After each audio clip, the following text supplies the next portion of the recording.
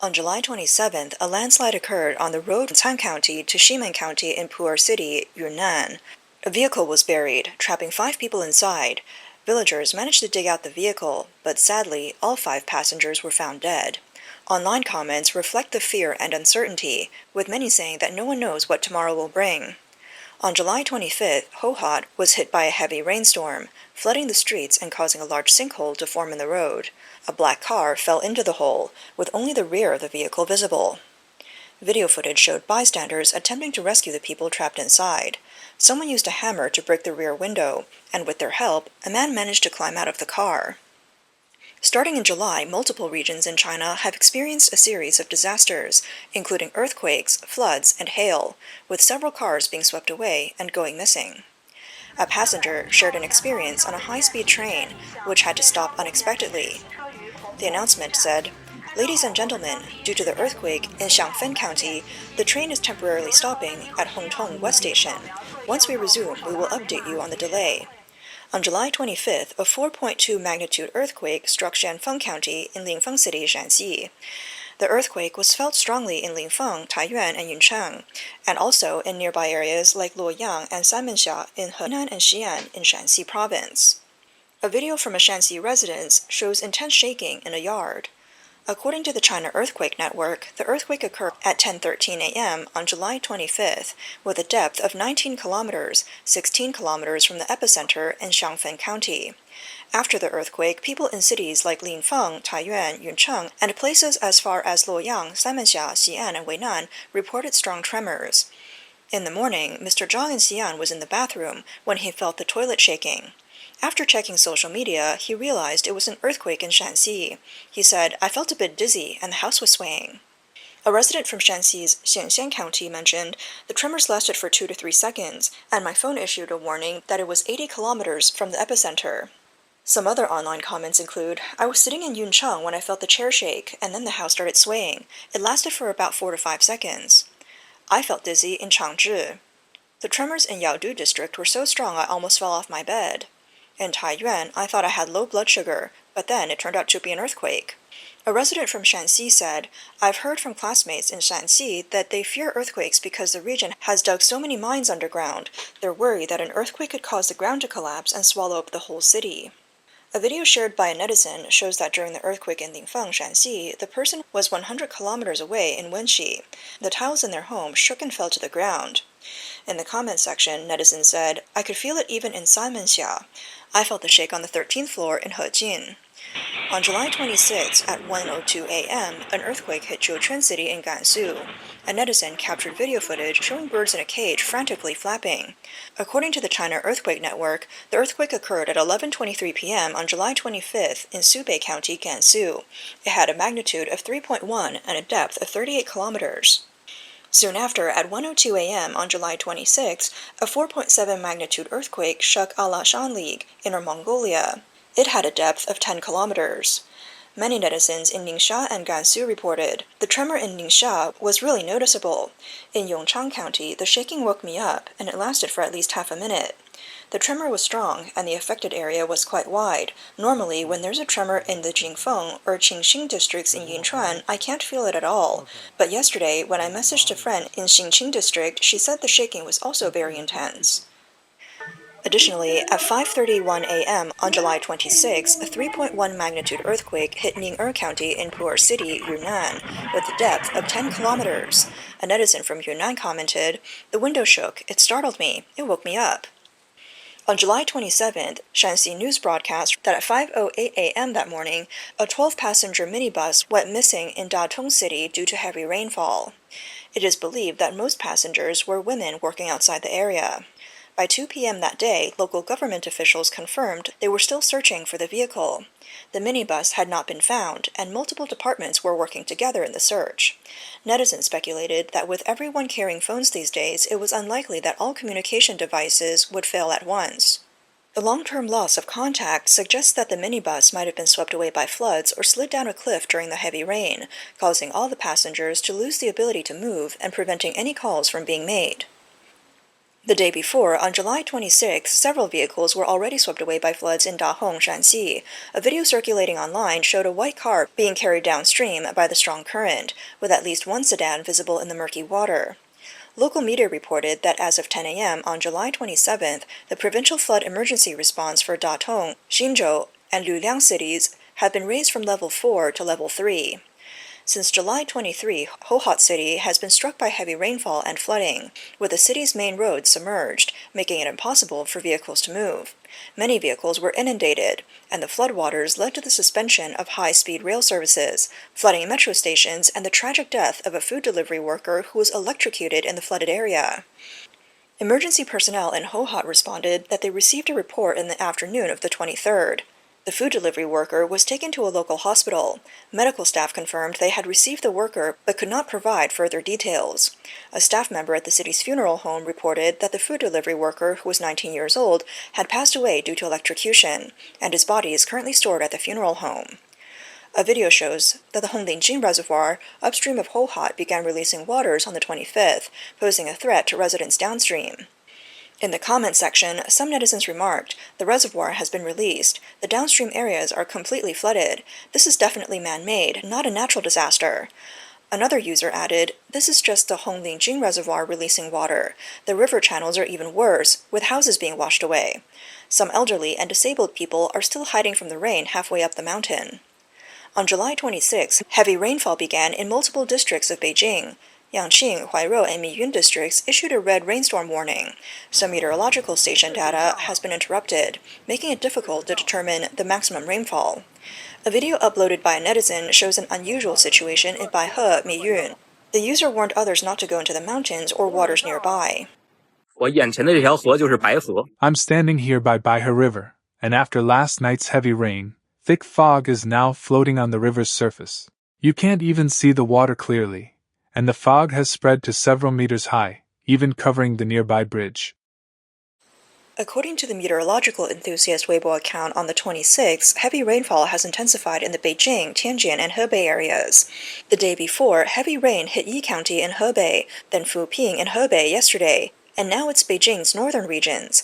Heavy rain has fallen across the northern mountain areas of Miyun and Huairou, with an automatic station recording 206.3 millimeters of rain in 3 hours and 300 millimeters of rainfall over 24 hours. Tonight, the heavy rain in the northern mountain regions of Beijing is very intense. Some local stations have lost communication, and the exact maximum rainfall is currently unknown. Some netizens reported, "I think the automatic station, where the rain is likely heavier, has lost contact." On July 27th at 3 p.m., netizens revealed that the Miyun Reservoir had started releasing water. By 4 p.m., the third spillway opened 2 gates, releasing more water, and many fish from the reservoir were swept out. In Hebei, netizens shared that in order to protect Beijing and Xiong'an, Zhuozhou is digging a temporary diversion channel. When Beijing releases water, nearby villages will be flooded again, so villagers along the route immediately evacuated. After 2 years of hard work, they have once again become disaster victims. A video showed a massive drainage project in Zhuozhou, with pipes large enough for cars to pass through. A villager said in the video, "Today, tomorrow, and the next day will all have continuous heavy rain. My car is stuck here, and I can't drive it anymore. Now about 10 cars have already been submerged." In the video, several elderly people were seen climbing onto rooftops to avoid the floodwaters, while a child desperately shouted, "Mom, stop filming, it's too dangerous." Starting July 25th, Wuqiao County in Shanxi was hit by extremely heavy rainfall. The water of the Beiluo River surged, overflowing the banks and flooding the streets of the town. Several cars were swept away by the fast-moving water, and a pig had no place to escape to in the muddy current. After the floodwater entered the streets, many shops along Beiluo River were submerged. One of the shops, a Laofengxiang jewelry store located at the entrance of a local residential complex, had its door broken open by the flood. The store's valuable gold and silver jewelry, which were worth millions, were swept away by the water. Laofengxiang is a classic jewelry brand that has spanned 3 centuries in China, with nearly 6,000 sales outlets nationwide. The store manager, Mr. Ye, explained that around 8 a.m. on the 25th, employees were preparing to open the store when they received the emergency notice that the flood had arrived. The gold and silver jewelry could not be moved in time. Mr. Ye said the flood came too quickly and poured into the entire store. About 20 kilograms of gold and silver jewelry inside the store was swept away by the water. After the floodwaters receded, Mr. Ye returned to the store and saw many people near the jewelry shop picking up items. Some even had metal detectors searching for gold. Currently, the store has only recovered 1 kilogram of jewelry. The manager is urging the public to return any found gold jewelry in exchange for a reward. Chinese media have quoted a lawyer saying that if residents do not return the jewelry they find, they could face criminal liability in serious cases. In addition to earthquakes and heavy rainfall, rare hailstorms have also hit multiple regions in China, with some hailstones as large as eggs. On July 16th, a video uploaded by a netizen shows that a hailstorm suddenly hit Yunnan, and local farmers were holding the hailstones, stating that they had never seen such large ones before. On July 27th, Yunnan experienced another hailstorm. A netizen commented that although they had seen egg-sized hailstones on their phone before, they had never seen such large ones in person. In just a few minutes, half a year's work was destroyed, with all their crops ruined. Netizens commented, "What's going on this year? It's painful to watch. Looks like I'm not the only one who's going to be poor this year." On July 13th, Chinese media reported that in Weiming County, Guizhou Province, a heavy hailstorm struck, causing severe damage to crops. The scene was devastating, and local farmers were heartbroken. Footage from the scene shows a thick, strong tree being snapped in half, with even large trees unable to withstand the storm and hail, let alone the crops. In the face of the powerful hailstorm, crops had no chance of survival. Tobacco, corn, cabbage, and other vegetables were severely damaged by the hail. Peppers, walnuts, and other crops were battered and unrecognizable, with walnuts rolling off the ground and tobacco plants stripped bare. Large trees were broken, and cabbage leaves were reduced to mush. After the hailstorm, local residents went to check their fields and were shocked by the devastation. The hail had mercilessly destroyed the crops, leaving a scene of devastation that brought tears to their eyes. Many netizens expressed sympathy for the farmers, saying that it's truly hard for them. They rely on the weather for their livelihood, but unfortunately, the weather has taken their crops away. Some also commented whether it's bad karma that led to such misfortune. They said people have been too arrogant, not afraid of anything, until a hailstorm hits. This size of hail can kill people. It has been observed that the hailstorm didn't just affect Weiming County in Pu'er City, Guizhou Province. Several areas in Ximeng City, Yunnan Province, including Zhong'an Town, Dolu Township, Banqiao Town, and Lancang Town, have also recently suffered hail damage.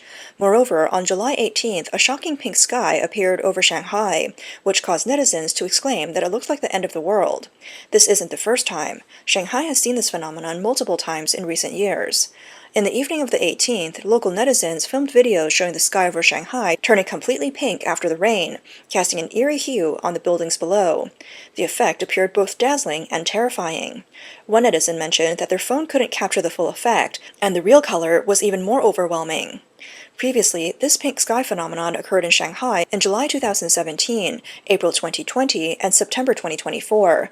Many netizens were shocked and speculated if it could be an omen of a major disaster. In addition to the pink sky in Shanghai, Jiangsu also experienced a rare celestial spectacle. On July 22nd, a huge cloud formation appeared in the sky. The cloud spiraled, creating unique contours that resembled a giant whirlpool or a tornado. On the same day, another Jiangsu netizen filmed this unusual cloud and mentioned that it seemed as if the cloud could travel through space and time.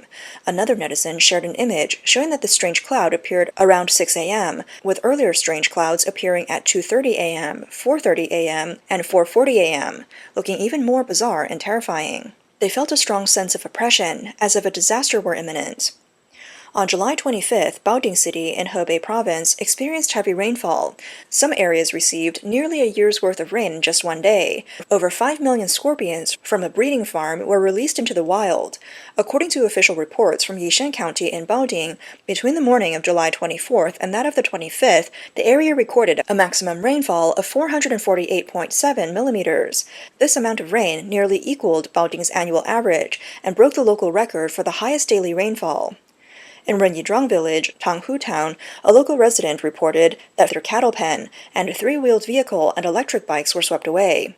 They said, "I've never seen such heavy rain in nearly 30 years. Some netizens also uploaded videos claiming that this was the heaviest rain since 1963.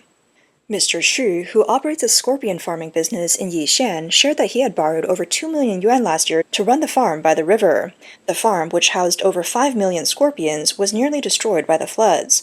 Unfortunately, the farm didn't have insurance, and he's unsure of how to handle the losses. Some netizens expressed concern that a large number of scorpions released by the floods could harm people. On July 25th, several locals reported that the Yihezhuang Bridge in Yixian was swept away by the floodwaters. They warned others to avoid the area for safety. Videos from netizens showed a half-broken guardrail hanging in the air by the riverbank. Some commented that this was the same bridge that had collapsed in July 2021, and now, once again, it had been destroyed. Floodwaters had also entered people's homes. Chinese media reported that local authorities confirmed the bridge was destroyed for the second time due to the sheer force of the water. However, netizens criticized the new bridge for collapsing so quickly, calling it a typical example of tofu drag construction. One blogger joked, "The bridge collapsed quickly, and it was built quickly. China speeds." Since 2025, China has been hit by frequent disasters, especially since July, when multiple calamities began to occur in quick succession. Many netizens shared their growing unease, saying this feeling of constant disaster is unprecedented. Some even speculated that these events might be a sign of larger looming disaster. However, if this disaster refers to the potential collapse of the CCP government, many believe it would not be a bad thing, as most of China has been waiting for such a change for a long time.